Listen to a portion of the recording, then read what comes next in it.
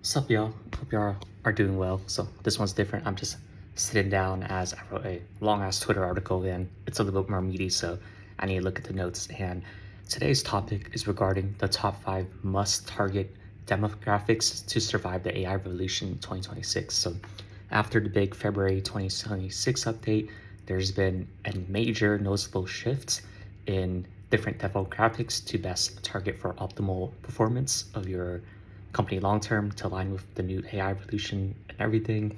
And I noticed that literally after 3, 4 weeks, most teams don't really know who to target, right? So I also been chatting with previous partners, and most of them don't know what these groups are. So I just wanted to just chat about 5 demographics that people can really target, zone in. So for any products you ship, for any campaigns you integrate, make sure to add them in my opinion. First one would be the new cohort of vibe coders, right? So folks who previously want to create these awesome products, however, they were just limited by developer experience. They didn't know how to use all these different like Python, whatever scripts there are. However, they had other skills, right? They know how to market, they know how to build community, they know how to business stuff, they know how to be a great leader, they know how to build product, stuff like that. So now, and also they have a creative long-term vision, right? So you can already see on the timeline. So in the past 3, 4 weeks, you see people building a bunch of their own tools, custom tools, games, agents, GitHub skills that they just share with others, right? So these new powerhouse like mini app builders will be a really powerful group to target. So onboard them with grants.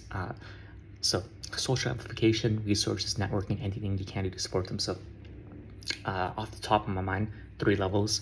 First one, anyone that ships a mini product for your app, social amplification, just say like, hey, good stuff, I want to see more, even if they have like sucky traction, right? Second one, if they do start getting viral traction, you see people posting about it, they're tagging you, maybe there's some opportunity for revenue generation, go even further, right? Maybe you have an airdrop campaign going on, so add a quest to your airdrop page, questing page, or just your website, so people can play more of it, they share more of it. So you don't necessarily have to give the developer the money, but you just really put an effort to push that app, and you'll synergize your project and grow. The third one, for the ones that get super viral, that maybe they generate more revenue that's consistent, that does builds off a lot of traction, they get recurring users, then now definitely give them money for sure. They're literally generating you revenue. So just fucking give them your tokens, onboard them, keep in constant touch with them, really make them a special part of your ecosystem. And yeah, it just makes sense to just triple down on them if they're literally generating your product revenue at that point. Number 2, clippers. So folks are gonna go even crazier, especially with new AI tools, right? So these clippers will do 15-second meme wordy, viral wordy things, maybe some dystopian memes, right? You know, like people memeing about the Iran bombing, fucking insane.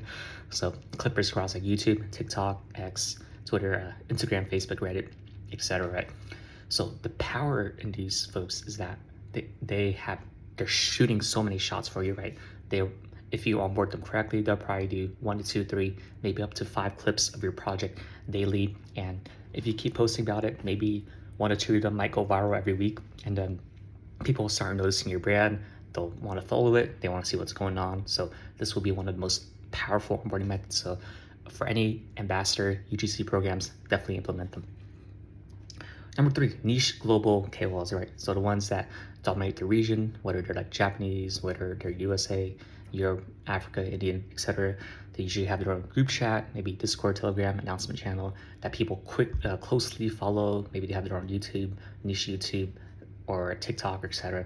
So the difference between them and mass creators, so the ones with super big followers, is that mass creators have a lot of big onboarding metrics, so they can get a bunch of people interested, quickly sign up if they're really good, etc. However, conversion and long-term retention wise, so this means people that continually use your product, that continually want to purchase stuff, subscriptions, these are the most powerful ones, right? So the reason why is that the bigger creators, they just probably post once whenever they do your deal, maybe whenever once in a while, but they want to protect their brand, right? They are not able to be as aggressive with their shilling posts. While these people, they can afford to be more consistent with their shilling posts, onboarding people. They have their own group chat. They're not busy. They're not extremely busy with like so many people responding to them, like the biggest creators, so they can chat with the people. They have the biggest retention, so make sure they have a good referral commission. Make sure you integrate their brand, give them extra airdrop points for their communities to sign on. You benefit their eco. Like the more they spend, the more perks they get. You recognize them on leaderboard, integrate them in your app. Maybe you immortalize them on the blockchain as an NFT token, etc. So this will be especially relevant, especially as AI takes over and more AI content gets pushed out. People are gonna migrate to these different away from homes that they want to be a part of, and these global region creators will be fostering those homes. Number 4, AI acquisition companies. So usually traditional funds, blockchain grant programs, etc. However, a new type has formed. So now there's new AI companies that got rich from their initial product. Now they got diversified, right? So maybe their past revenue model, they can't scale as much. So they're like, oh shit, we got a bunch of money in our treasury now. What do we do now? And maybe other whales like single team AI teams, they also accumulated a big treasury. So now you got big whales, big teams that have a bunch of money. They want to diversify their revenue, and they want to really be a part of this AI boom. So now they're looking to invest in different projects, accumulate ownership in them, right? So how can you make it so valuable that these new whale teams that want to diversify treasury, they want to maybe acquire competitors or acquire potential blue chips of new tools, right? So both companies have custom data that's very proprietary, so something that's super useful for each region, whatever niche audience you have, that has great fundamentals like a community core loop that you constantly onboard people, you retain them, you make them feel special, you're constantly marketing, you have this 1 and 2, etc. And then an anti-agent competitor business model, so something that isn't easily replicable by an AI agent, or just takes a lot of time and effort to constantly build, that mixes both the automation of the AI agents aspect, but also the human connection, building relationships aspect. So that's a very hard balance to find, but you gotta do it and easy to understand, right? So something clear that people can, these AI companies can understand, that like, oh, this makes sense, right? So maybe it's easy to understand, but maybe hard to execute. So it's a balance between that. 5th, last but not least, the autonomous AI agents themselves. So this new cohort of AI that popped up after February 26th, right, with all the Claude, Codex, Seedance updates, right? So dive deep into their GitHub skills scripts, or if you can't read, just copy and paste into ChatGPT and have it explain simply to you. So figure out what they're automated to engage with and buy. How do you easily get them to do transactions? How can they quickly discover your projects, right? So for more context, there's a bunch of VCs, investors, different people who are looking for the best AI agents that can make money for them, right? So different investments, different trading mechanisms, literally prediction market bets, Polymarket, Kalshi, etc. So literally a bunch of money is being thrown at these AI agents that have promise. So the trick is to figure out what these AI agents are looking for in their algorithm, and how to easily get best them to onboard them to your project to get more ownership, how you can make it more suitable and desirable for these AI agents based on their scripts to buy your project, how to get more mind share so that it constantly pops up on their feed. It might not be like a human feed, but it could be like a specific algo they're looking into. So just dive deep into it, copy and paste ChatGPT and from their GitHub or whatever open source code they have, or you just check their previous investments, see what they're interested in, and then you specifically target those. So yeah, those are the main 5. Let me quickly go through them.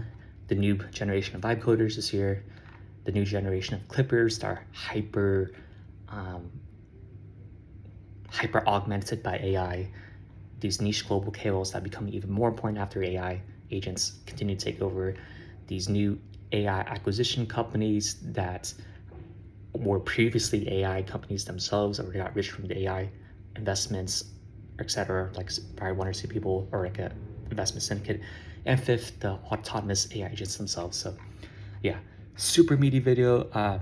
If you want to see the text version, look it up at Tradesgiving. I'll put it on my highlights tab, as I think this is one of the most important things, and I think people are going to be like 6 to 12 months late integrating these, but if you're one of them that integrates them early, these 5 obviously into your cook. So good luck, have fun, see you.